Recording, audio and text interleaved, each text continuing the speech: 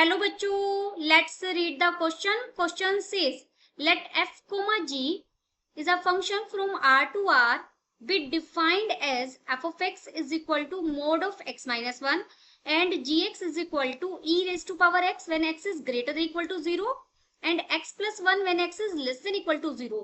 Then the function f of g of x is option A is neither 1 1 nor onto, option B is both 1 1 and onto, option C is onto but not 1 1, option D is 1 1 but not onto.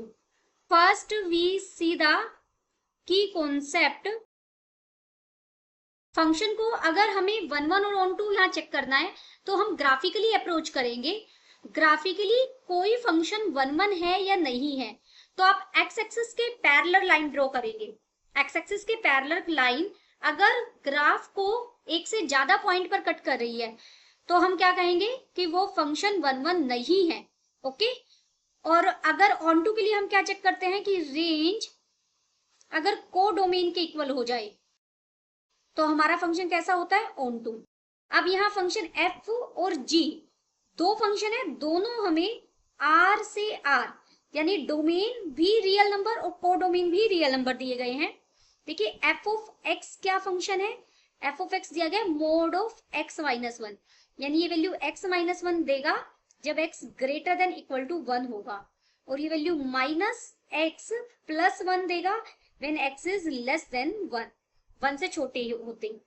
और यहाँ gx मेरा function है, gx function हो जाएगा, gx function तो splitting function ही दिया गया है, e raise to power x when x is greater than equal to 0 और it takes value x plus 1 when x is less than equal to 0.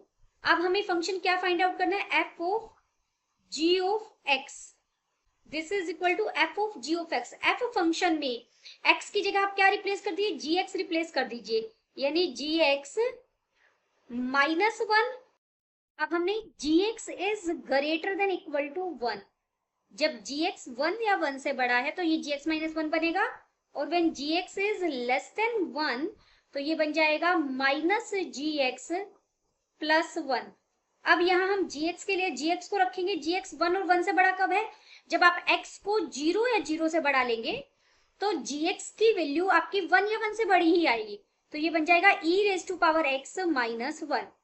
और gx 1 से छोटा कब है, जब x लेस देन 0 है तो यहाँ पर इसे आप gx की जगह रखेंगे x प्लस 1 तो ये माइनस x माइनस 1 हो जाएगा, जो प्लस 1 के साथ कट जाएगा सिर्फ माइनस x बच गया. देखिए इसकी जगह हमने रखा है माइनस x माइनस 1 प्लस 1 है तो ये अब मुझे f of g of x function मिल गया है.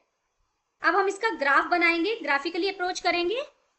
ये y एक्सिस और x एक्सिस ली है मैंने, कोऑर्डिनेट एक्सिस को बनाया.